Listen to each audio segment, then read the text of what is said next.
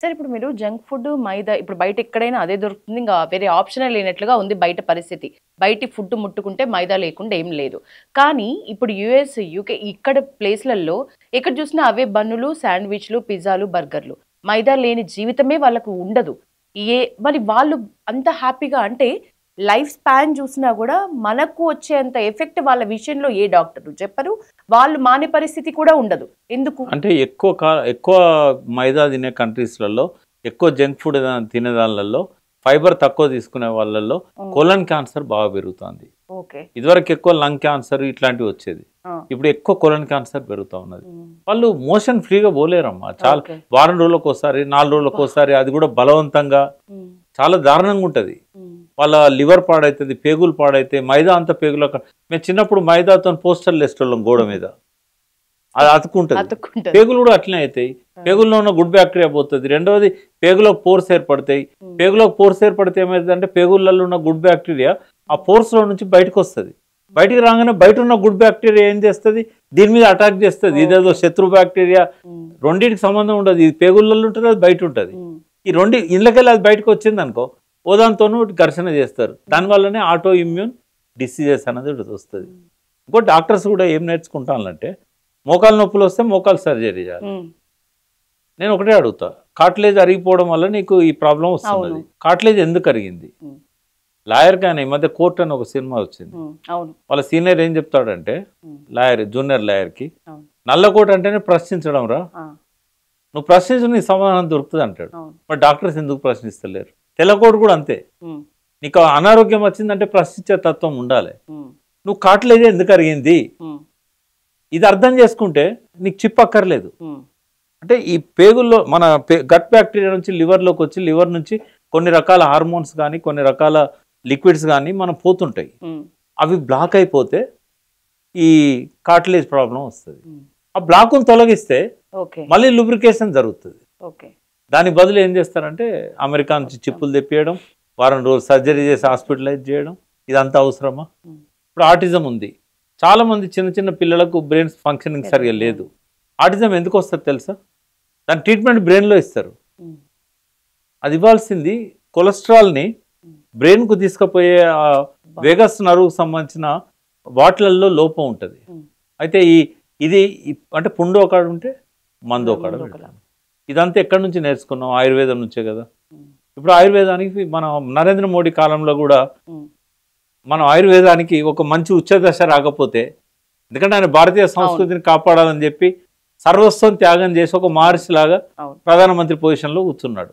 ఆయన కూడా ఆయుర్వేదాన్ని కాపాడకపోతే ఇంకెవరు కాపాడాలమ్మా? కాబట్టి ఒక సైంటిఫిక్ నాలెడ్జ్ ఇవన్నీ కూడా నేర్చుకోవాల్సిన అవసరం ఉన్నది. ఏది అతిగా తీసుకోకూడదు. 6 గంటల తర్వాత పిల్లలకు కూడా ఆహారం పెట్టకూడదు. అవసరమైతే బటర్ మిల్క్ బెడ్ పక్కన పెట్టుకోవాలి. తప్పనిసరి ఆకలి అయినప్పుడు తాగాలి. అంతేగాని రాత్రి 9 తర్వాత తినడం, 10 తర్వాత తినడం, ఇట్లాంటి వాటి వల్లనే జంక్ ఫుడ్ వల్ల. జంక్ ఫుడ్ మనం తినాల్సిన అవసరం ఎందుకు వచ్చిందమ్మా? అదే మనం డ్రై ఫ్రూట్స్ జేబులో పోసుకొని ఇన్ని ఆల్మండ్స్, ఇన్ని నట్స్, విటమిన్ ఈ ఉంటుంది, అన్నీ ఉంటాయి. ఈ లోపల జేబులో పోసుకొని అప్పుడప్పుడు తీసుకొని తినవచ్చు కదా. చాలా ఉన్నాయి కదా. మనం బయటికి పోయి వేడి వేడి మిర్చి తింటాం, ఎప్పుడో ఒకసారి పర్లేదు. కానీ వాడు 3 సార్లు 4 సార్లు నూనెను మళ్ళీ బర్న్ చేస్తారు. అది కార్సినోజెనిక్. ఎందుకమ్మా పొద్దున్న లేసి పెట్టుకునే టూత్ పేస్ట్ దగ్గర నుంచి రాత్రి పడుకునేటప్పుడు పెట్టుకునే గుడ్ నైట్ ఆల్ అవుట్ దాకా దోమల కోసం అంత కెమికల్ మయం. అవాయిడ్ చేయగలనే చేయొచ్చు కదా. హెర్బల్ పేస్ట్ ఏది లేదు, ఉత్తరేని పుల్లలు ఉంటాయి, 100 ఏళ్ళ దాకా నీ డెంటల్ ప్రాబ్లం రాదు. వేప పుల్లలు ఉంటాయి, ఎందుకు తోముకోవద్దు? ఎవరి కోసం బతుకుతున్నావు? ఎవరిని ఇంప్రెస్ చేయాలని బతుకుతున్నావు? నీ లైఫ్ నువ్వు బాగు చేసుకోలేకపోతే నువ్వు ఎవరిని ఇంప్రెస్ చేయలేవు. ఇవన్నీ ఆలోచించాలి. ఇప్పుడు డిహైడ్రేషన్ అయితే ఓల్డ్ ఏజ్ కూడా వస్తుంది తొందరగా.